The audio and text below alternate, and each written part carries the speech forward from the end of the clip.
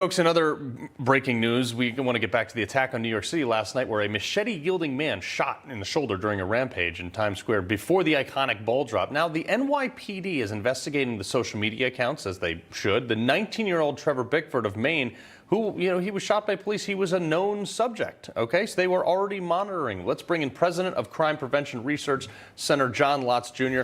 John, we'll get right to this, but why is it, and we just talked to Jake Beckett about this, why is it that nearly every time they're like, yes, we were monitoring this person, he was on our radar. How the heck did this happen? You'll have to ask the New York City Police Department. But look, violent crime is up dramatically this year in New York City this past year. It's been up by double digits. Aggravated assaults alone have been up by about 13% compared to the previous year.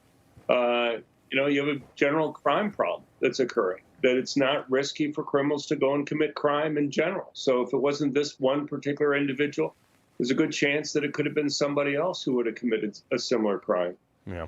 Well, let's talk about Second Amendment rights here, because one of the big things that we're seeing the trend of crime is like, well, less guns equals less crime. This was not a gun. Right. Well, not only wasn't it a gun, but New York City has a gun-free zone in terms of Times Square that's there. They have all these signs and everything flashing to warn everybody that it's a gun-free zone.